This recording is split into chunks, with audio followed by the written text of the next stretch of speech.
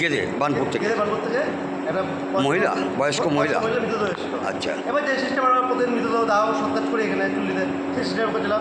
হঠাৎ থেকে এক ব্যক্তি মৃতদেহ করে ঝাঁপ মেরেছে। তখন সঙ্গে সঙ্গে কী করবো, আমরা সেই কাজ বন্ধ রেখে সেই ব্যক্তিকে মহামেডের সচেতন করে তাকে বের করে হাসপাতালে পাঠানো যায়। তারপর পুনরায় সেই মৃতদেহ ঢোকানো হয় চুল্লিতে। মোটামুটি এখনও দেখা যাচ্ছে সেই যুবক এখন সুস্থ আছে কিছুটা। হ্যাঁ, সেটা আমরা বলতে পারছি না, আমরা তো এখানে কর্ম নিয়ে ব্যস্ত রয়েছি। আচ্ছা, তাকে হাসপাতালে তড়িঘড়ি পাঠানো হয়েছিল, পুলিশকে খবর দেওয়া হয়েছিল?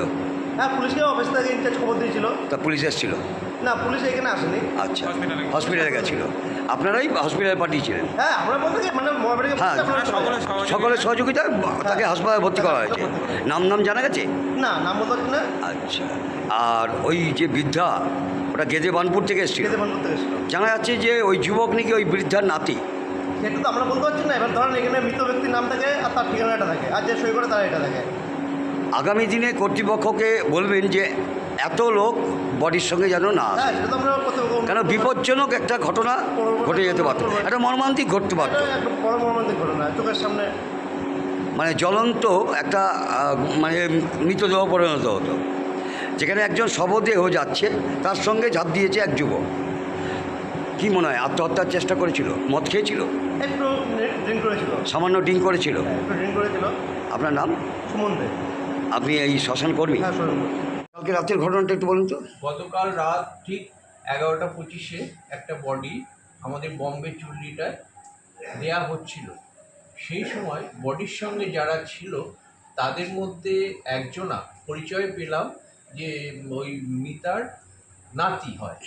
সে ওই বডিটার যখন ঢোকানো হয় চুল্লির ভেতর, মানে মোটামুটি 50% ঢুকে গেছে বডিটা, সেই সময় এ দূর থেকে গিয়ে ঝাঁপ মেরে সে বডিটার উপরে গিয়ে পড়ে।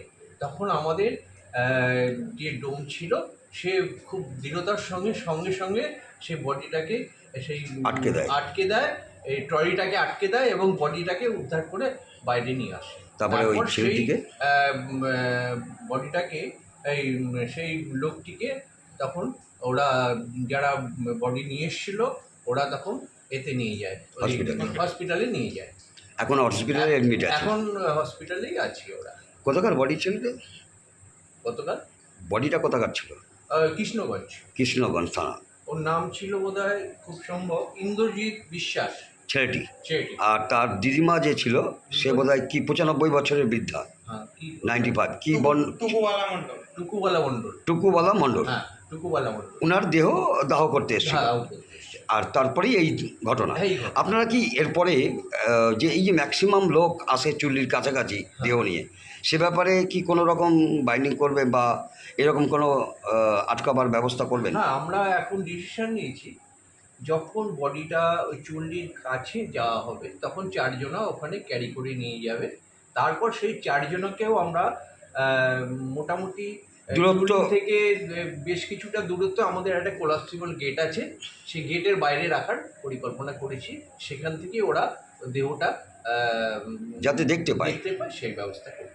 মানে এইরকম যাতে দুর্ঘটনা আর ভবিষ্যতে না ঘটাতে পারে কেউ। দূর থেকে কে ঝাঁপ মারবে সেটা তো বোঝা যায় না। এবার এই ঠিক তো বুঝতে পারা যায়নি, এ তো অনেক দূরে ছিল, সে দৌড়ে গিয়ে ওই বডিটার উপরে ঝাঁপ মেরে।